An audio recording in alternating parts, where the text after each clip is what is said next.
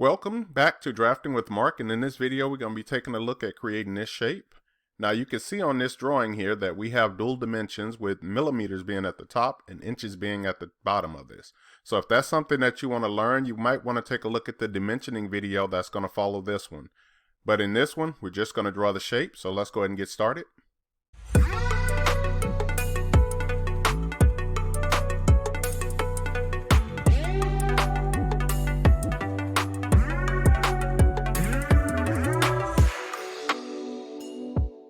Okay, so some of the first things I like to do is make sure that I have all of my dimensions. So I can see that the overall dimension of this one, which is the length, is 150. Now if I add the 50 here plus another 50 with the two 25s, so that means that this distance is 50, which is the exact same distance as this one. So that tells me that this thing should be symmetrical if I go right across this line of symmetry, right? So this is going to be my line of symmetry. Also, if I'm looking at this 70 here, and I have a 35. So that's telling me that that is half, so that means this thing is also symmetrical going across this line of symmetry. Now both of these are super important because that means that I can do half of the work and then mirror this to get the other half. Likewise, we're trying to locate these circles here, so it'll be a lot easier for us to go ahead and just do half of this or a part of this and let the mirror command do some of the other things for us. Also, let me take a look and make sure that I have all of my diameter dimensions as well as my radius. So I can see on this dimension here, I have a diameter of 16, and that's in two places, so that's going to cover this one and this one. I'm going to also take a look at this diameter. I have this in two places, so if you're kind of keeping track, that should cover these two, as well as these circles here, right? Now I have two places here. This is going at 36, so that should cover this one and this one as well. So I do have all of my circles located. Let's take a look at the radius. And now radius I have is 14 here. So once again, that's going to cover here because it's in two places and here. Let's take a look at this radius. So this one is a super big circle. So that's going to also tell me that it's going to be this circle that's going all the way around this, right?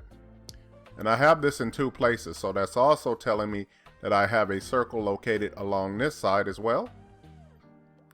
And that one also should have a radius of 25, so that's going to cover these two.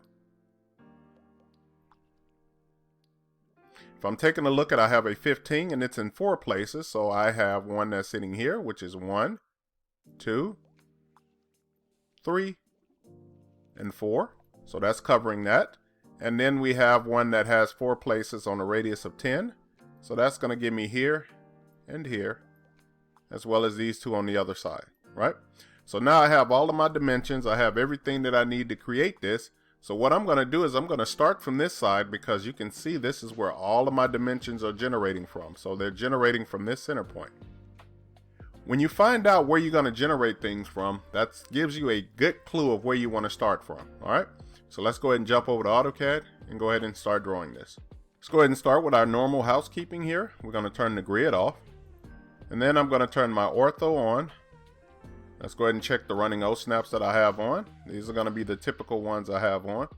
And also you can see that I do have my dynamic input turned on. So that's what this little icon here is. If you want to turn that on, remember it's going to be the three bars here to the right. And then you can select that, you'll get a fly up, and then you're going to make sure that there's a check next to the dynamic input. Alright, so the first thing I'm going to do is I'm just going to pan a little bit just so I can get my X and Y somewhere here in the center screen. So I'm just going to move this over. And then I'm going to create a circle with the radius. So circle, center radius. I'm going to place it at the origin, so I'll type in 0, 0, enter. And then I'm going to type in the radius. So my big radius I have there is sitting at 14. Next, let's go ahead and put a circle right on the inside of that one, which is a diameter circle. So circle, center diameter. Kind of touch this circle. You're going to get it to appear. And then I'm going to click here. Kind of preview your circle a little bit just by moving your mouse. And then type in 16. So now I have both of those circles. And the next thing I want to do is locate a circle that's located to the right of this one. Now if you remember back to the drawing, that should be 50 units away from it over here to the right. So I'm just going to kind of zoom out a little bit. Let's pan this over. And then I'm going to create my next circle that has a diameter. So this was the last one that I used, and that icon is still here at the top. So I'm going to go to circle center diameter. I'm going to type in the coordinates where it's at. So it's going to be 50 units to the right of it and 0 units in the X and Y. So I'm just going to type in 50, 0, hit enter. And then I'm going to type in the diameter of that circle, which is 36. Okay.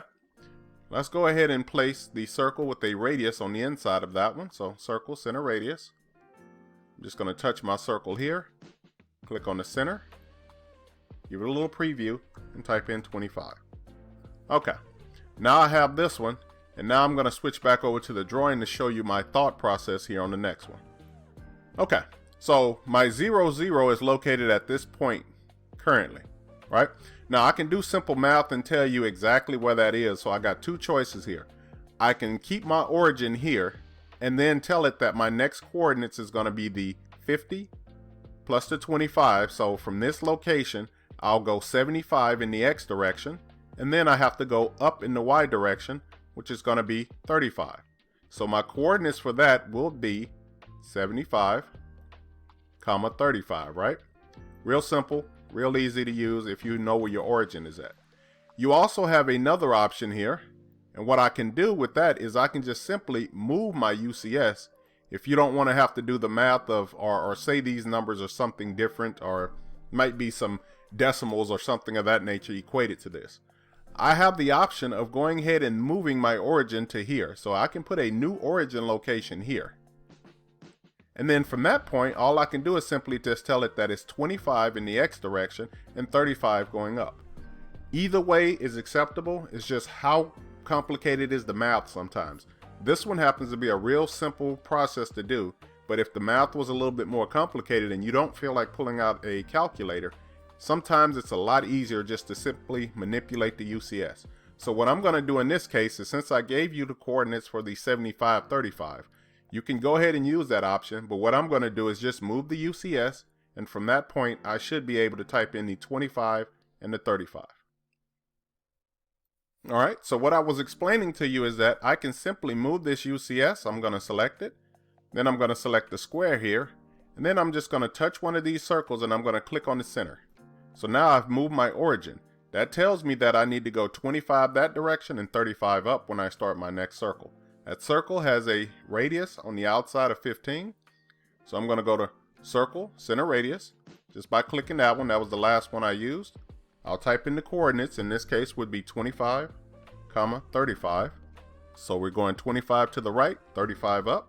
Go ahead and hit enter, and then type in the radius of that circle that we're going to use there, and it's going to be 15. All right, let's go ahead and create another circle on the inside of this that has a diameter. So I'm going to go to circle, center diameter. I'm just going to touch this circle here, click on the center, kind of give myself a little preview here. And then this one has a diameter of 10. All right. So now that's kind of most of the stuff that I need, right? Now I'm going to kind of use some of that stuff that I was telling you in the beginning. I'm going to take advantage of these lines of symmetry. This needs to go here at the bottom. I'm just going to use the mirror command. I'm going to select these two objects, go ahead and hit enter. And then I'm going to pick two centers, right, as my line of symmetry. So I'm going to go with this center, click here, and then I'm going to click on this center. Go ahead and click there and answer no to this question, or just hit enter. All right. So now I have those. Let's go ahead and put our radii, on this one. So that'll save us a step from having to do that later. So I'm going to go to fillet. Then I'm going to go to radius. And then I'm going to type in my radius. So I'm going to start with the ones that are out here, which is going to be 10. Then I'm going to tell it that I do have multiple. And then I'm just going to put those fillets located here. And then I'll click here and here. All right. Next thing I'm going to do is I'm going to go ahead and change the radius, right? I'm going to come down here and go to radius. I'm going to make it 15. Now, I know the multiple still apply, but this is just one of the things that I always do. I'll go back and click multiple. And then I'm just going to go ahead and start filleting here. All right. Let's zoom out a little bit. Now we have half of our shape created, right? Let's go ahead and hit the escape button and utilize the mirror command again. So we're going to go back to the mirror command. This time I'm gonna do a left click here, come straight down, and then drag over here to the left, enter. I'm gonna take advantage of that line of symmetry again just by selecting this center, going directly up to that center. All right, go ahead and hit enter. Now the only thing I have left to do is do some trimming, right?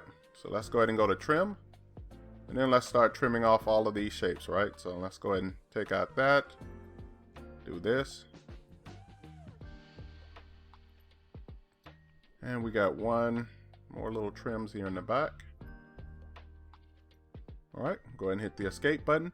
And what I always like to do is go ahead and place my UCS back to where it was. So I'm just gonna select here in the drop down, and then I'm gonna select the WCS. That's gonna put my origin back to the original location, right?